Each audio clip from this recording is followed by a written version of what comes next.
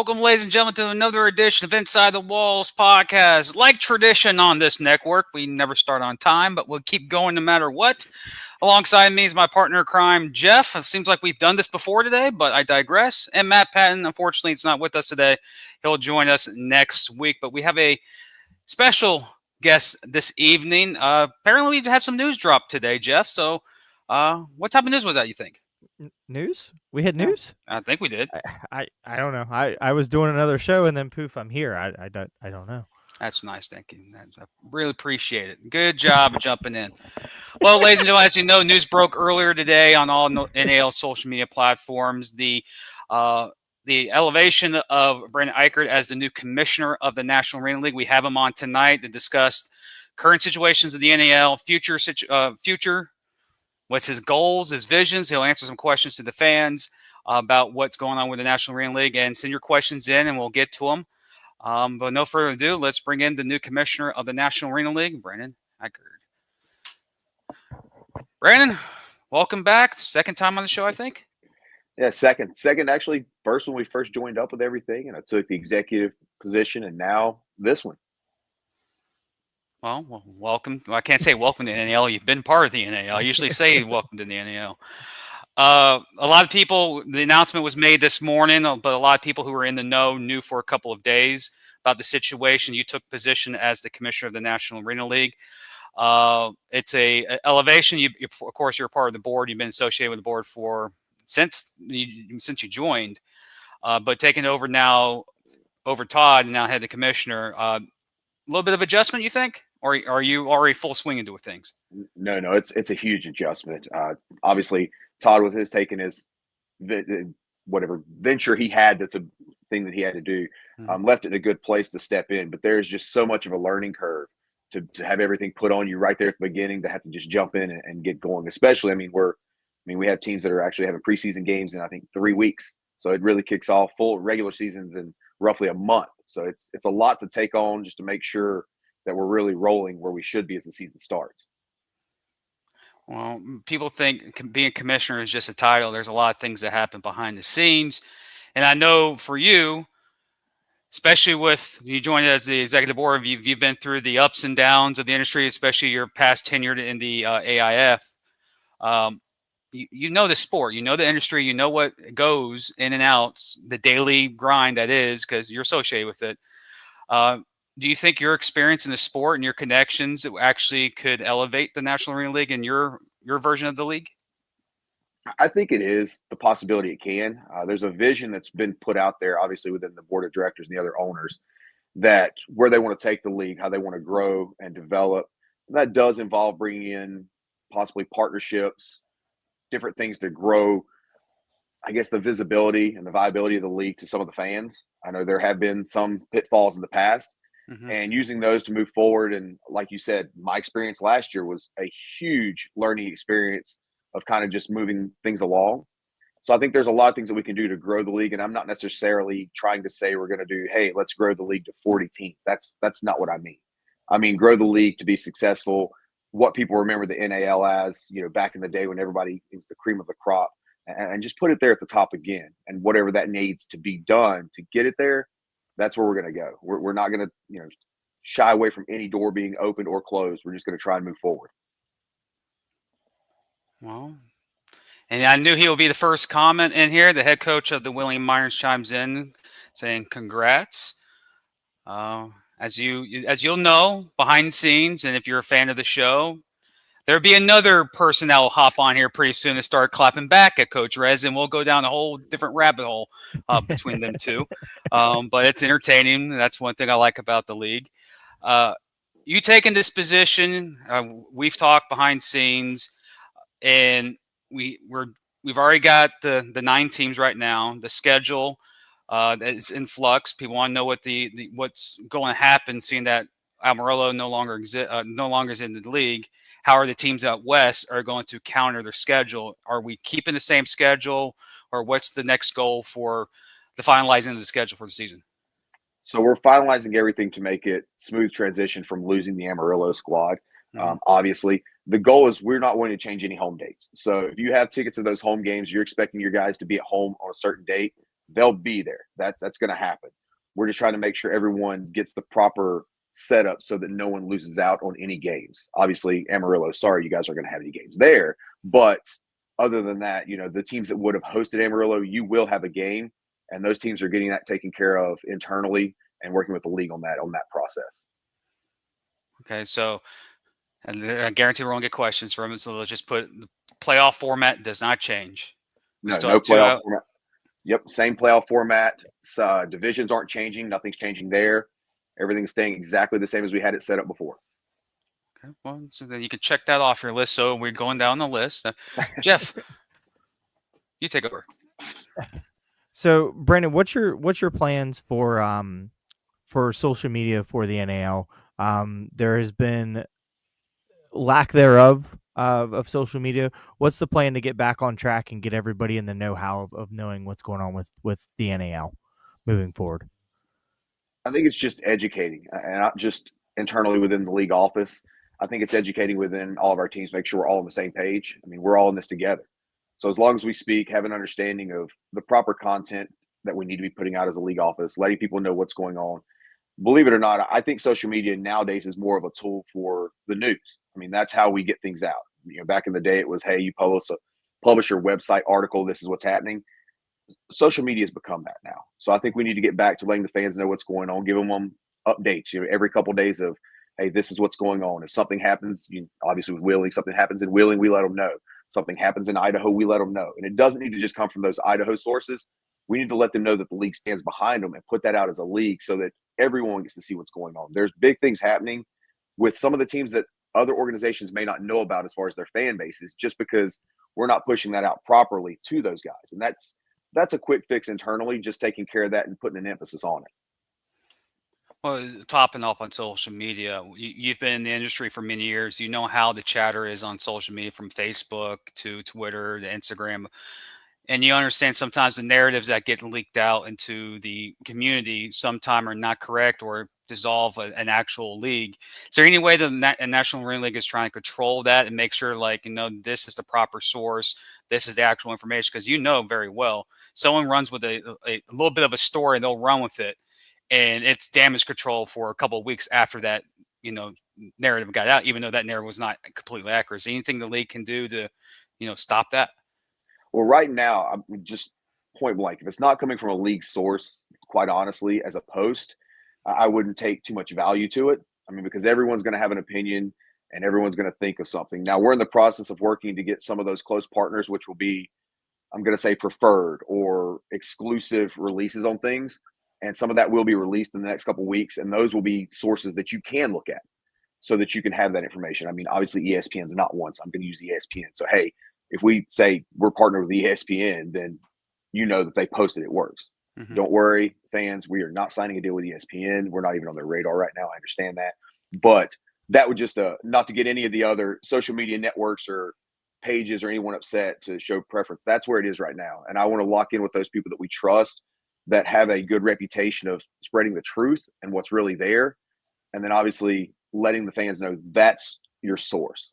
That's who you need to pay attention to. Well, that will help Jeff do his job better, even though he does good. Great. I'm not dogging you, Jeff. You do great work. What is the hardest part of now becoming a commissioner compared to what you were as a Zec? The part that no one's going to believe, time. I mean, honestly, that's the biggest thing, because you're basically, I mean, yes, you're the commissioner and you're the face, but there's a lot of things that people don't understand that go on behind the scenes. Mm-hmm. With an executive board, you're the same if anyone out there's been on any kind of board. You work in certain meetings and certain times of the week. When you're the commissioner or the head of the organization, the face of it, you've got to be out there for everything. So you now have your member teams calling you if they need something, sponsors that you're trying to work with calling you, sources, things of that nature that are all wanting to reach out. You are the go-to point for everything. So your day goes from having, let's say, an hour and a half to 2 hours of chit-chatting with your other board members or people like that, to it's a full plate. I mean, and you've got to love it. It's got to be what you want to do, and you have to be willing to put the time in, because if you don't, you're going to shortchange not only the organization, but all the people involved. So that's, to me, that actually is not what most people would think. But that's truly it. It is the time effort that goes into everything. So more time. So basically, that means more time away from a significant other on your side of the family.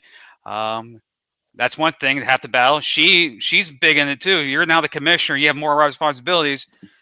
And if she said no, you won't be here right now. So she's also technically co-commissioner. Is your wife? No. Oh, she.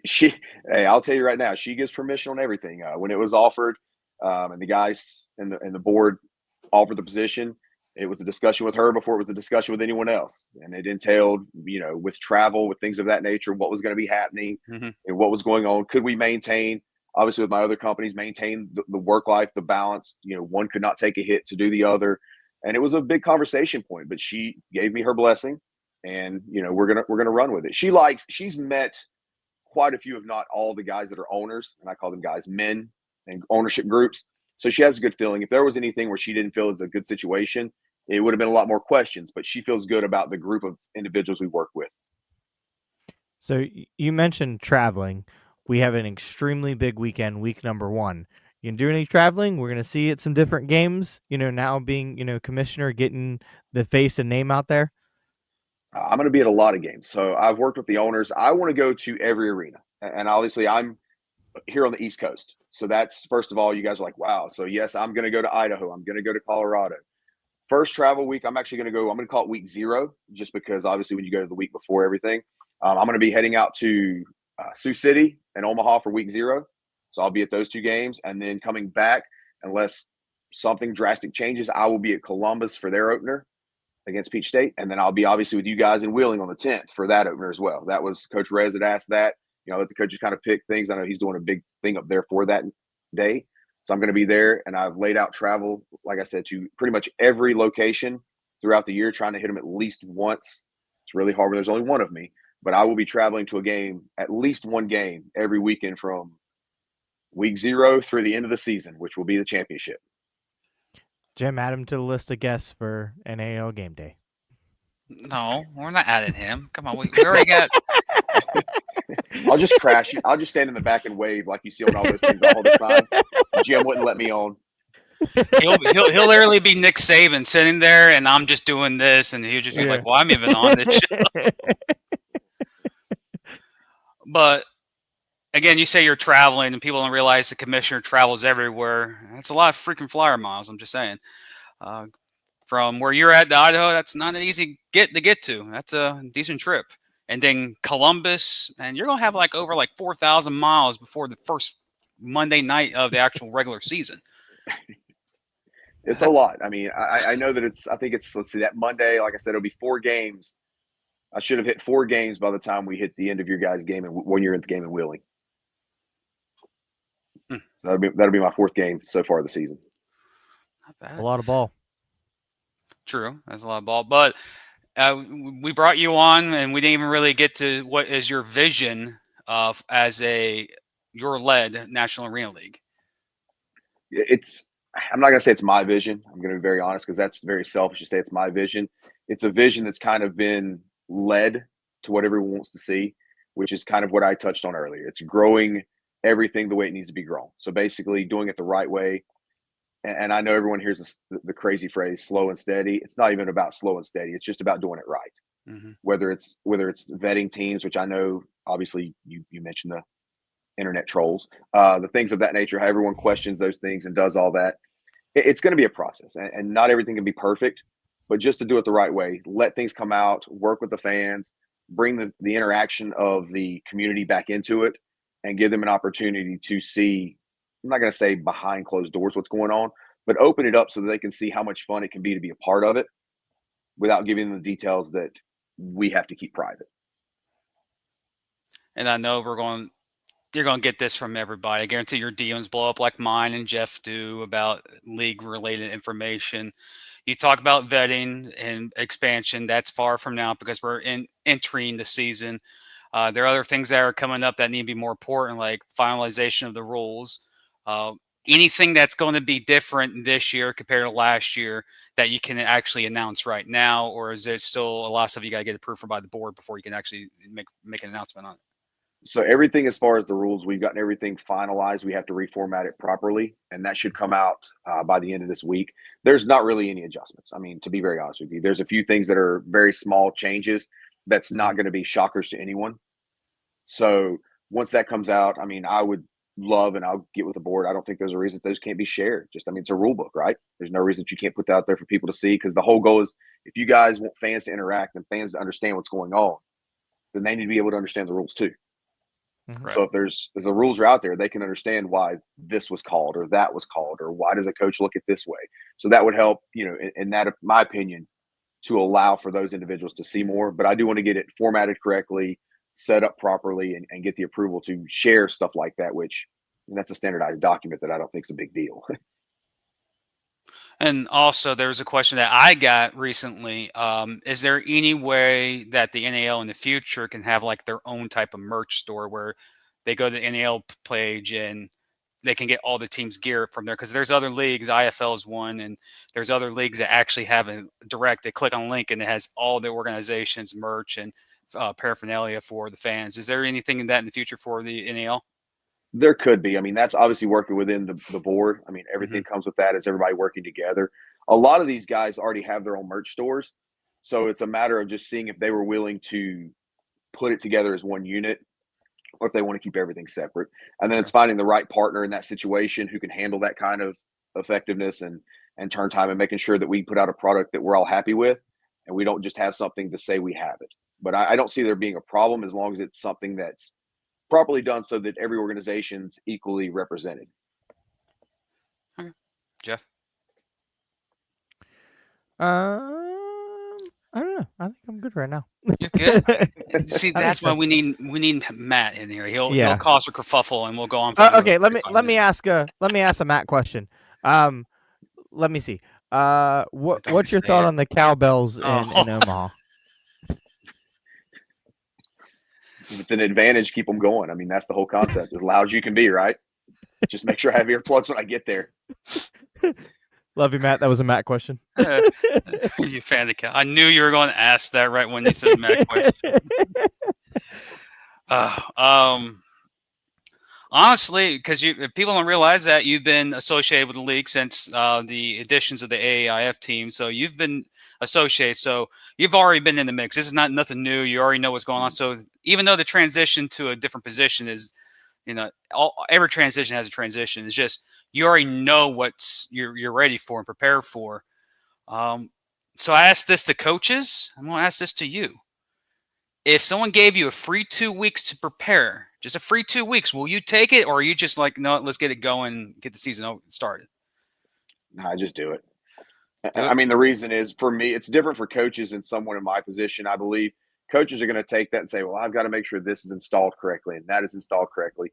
When Mm-hmm. you're in a position, a commissioner position, I mean, I'll even use other positions within, like, let's use Craig, our head of officials. I mean, even someone like that, there's only so much for what our position does that we could plan. And until something happens, the masterful planning, was it Tyson that said, everybody's got a plan if they get punched in the face? I Mm-hmm. think that was Tyson. It's the same situation. I mean, everything we can plan, we can plan, we can plan, and we can have everything laid out. It's just a matter of, until something really hits and goes, we can't say whether or not we're planning for it. Because if I spent 2 weeks planning for object A to happen and object B happens, I've got to be acting just as quickly on my feet to get option B going as if I would have not planned for it at all for the 2 weeks for A. So that's just kind of a weird analysis, in my opinion, I guess. But yeah, I'm just to go get it. I really don't care about the delay. And Coach Reds chimes in. What matchups are you looking forward to in the league? Well, I'm traveling to a couple of them, honestly, and that was, I'm not gonna lie to you, was kind of told. Let me look real quick. I looked the other screen so I get my schedule. One that I do want to go to, which is an NAL / they've been in other leagues together. I hear the one between Omaha and Sioux City is a really good one. I mean, hell, they were in championship last game, so that one. I want to definitely go to Wheeling, Columbus, because obviously two separate leagues last year. Mhm. And then obviously I'm right down the road. I know you guys are different areas and distances. I'm an hour basically from Greensboro. Mm-hmm. So Rez or Columbus coming to Greensboro will be great for me. Rez coming back, obviously, because that's a homecoming game. So I mean, him living in North Carolina even more. So that's one. And then looking at other ones like anything Colorado, just to be honest with you, I want to go out and just watch Colorado play, period, in general, because it's a nice area. And then the two new teams, I honestly, as odd as this is going to sound, I want to see the two new franchises play each other. There's no experience on either side. And I understand staffs have been in the leagues and they have experience and players have experience, but it's two true expansion franchises in Beaumont and Shreveport that are going to play each other. And that to me is going to be something special because it's truly expansion. So that's kind of where I'm looking. And now Chris in Idaho, I just want to go hang out with Chris. I mean, I don't know if you guys get to talk to Chris much and go up there and see his team. I'm going to go up there and see their opening weekend. I've told him that. I'm going to come up and see their home opener up there just to be there for the environment and see what's going on. So as far as games, the only ones I could say is honestly, like I said, Wheeling, Columbus, two champions. Last year's championship game, Sioux City, Omaha, two expansion teams. And then I'll give Rez, since he commented, just to be a good guy to him, his homecoming, just because he's of that. But I mean, that's the ones I would look at. The three main ones are the three I told you at first, though, quite honestly. I like how you said that little rivalry. They may have played each other. We did a whole episode last week on the rivalry. Yeah, on it. Yeah. They've been playing since 2002. Like, yeah, longest sustained. Yeah, they're the longest one. I think the next longest one is probably. Well, actually, no. I don't even know the next longest one. I got to actually do research on that, and I should be doing that more often. But yeah, of course. But the main one, the correct answer is Colorado at Wheeling, week 1. That's the game that you need because I'll be there, Jeff will be there, the whole crew will be there. That's the game. We can end the season there. That'd be it. The season's over. Week 1, that's in the books. I'm just kidding.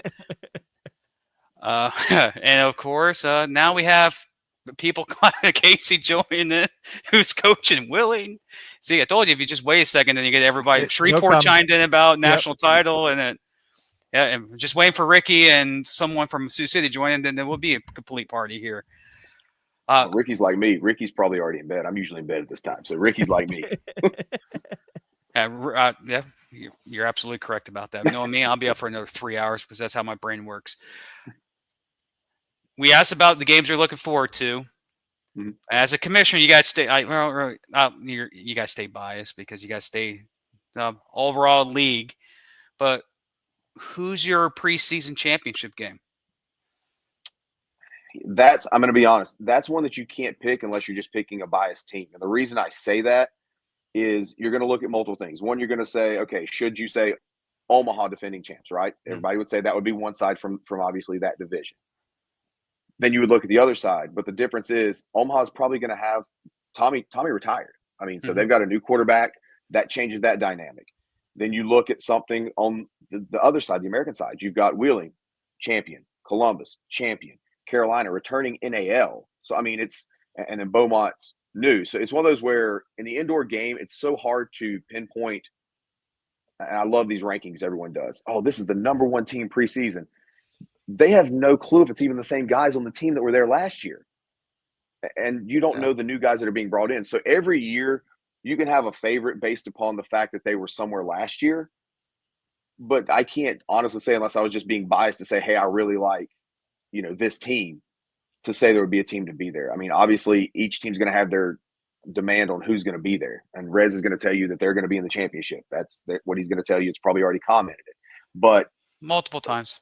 Okay, well, then if you talk to Casey, Casey's going to comment the same thing because that's Casey down in Columbus. And Negron, when he jumps on, is going to tell you the same thing, right? And then Richard down in Beaumont's going to be like, no, they're just running their mouths. And same thing's Keith from down in Shreveport. So it's just a role. They're all going to say the same thing and not knowing what everyone really has until probably, let's be real, week 3, week 4, when people have kind of settled their rosters in, everyone's getting accustomed to the game. Then you can start looking at teams that are more advanced than where they are in the league, where they're at in the season, where their players are, who's not switching players every 3 days because they got to bring in a new receiver or running back. So, I mean, that's kind of the way I would look at it. As far as preseasons, it's almost impossible. Now, we talk at the end of the year and you say, hey, who's your favorites for next year? And I go, well, if everyone stays exactly like they are, I think. I mean, that's just an honest opinion. It's not like most of these other leagues where you've got guys under contracts for, 3-4 years, and you know that you're just retooling one or two positions. Yeah. Well, you just say that Omaha's losing Tommy Armstrong, and they also just signed They did. Yes, they a did. legend. Yes, they did. Listen, I was going Yeah. to leave that part out. I was just going to go with the Tommy part, but if you would, they did. I saw that. Yes. Like he's played a couple of games up in Sioux Falls and won a couple of rings. So I'm just saying he knows how to He knows how win. to win. Yeah. He does. He does. Yes. But I mean, I The wasn't going to ageless bring that wonder, up. I say. Yes. Very much so. And Brad, we will do a preseason ranking on our show, but we do ours differently. We do a tier system. We make it fun. Yeah. Yes. Very much so. Go ahead, Jeff. Brendan, what's your biggest goal? We'll do two. What's your biggest goal for you personally for this year and for the league as a whole to finish the year? For the league, I would say increase visibility, work on some partnerships that could help us grow the league moving forward, no matter what those partnerships are or who they're with, just helping the league develop itself to be more in the forefront going into the next year. And the goal for myself, honestly, is going to sound probably kind of weird to most people, but it's going to be to validate to the owners that they chose the right person for the position. I know you could come up and say, well, I want to do this and I want to go do that. No, I just want to do the job that they've hired me for and prove to them that they chose the right person for that job and continue moving on in the future, growing the league with them. And Rez finished with 9 teams. That's for every league. No matter what teams you have, you Yes. want to finish with those teams. Yes. Well, Jeff stole my line. I was going to ask you a similar question to that, but we did it on Through the Wire. We'll do it here tonight because Sunday we got a big game. Who you got? Oh, Eagles. He's on my side. Good. Yes. Or the Okay. refs. Should I take the refs instead? Is that, can I choose them? Do you want to also join the pool that we're having? Times that Taylor Swift is on television at 7.5 over under. I think they're going to go under because I think they're going to expect everyone to take the over because they showed her so much and they're going to limit it. Remember, I was told through hearing news today that the president's going to be there, correct? I think that's the rumor I heard, yeah. So if he's going to be there, I mean, love him or hate him, they're going to show shots of him, which is going to take away from Taylor time. Good point. That's true. But she was all over the AFC Championship game, which was annoying as heck. But I digress. Well, Brandon, I appreciate you joining. And to the fans who are listening, podcast platform, for all updated information on National Arena League, visit nationalarenaleague.com. Tickets are available for all the organizations. Go to their websites. I'm not going to name them all. Just click on their logo on the website. Get your tickets. Some good tickets available.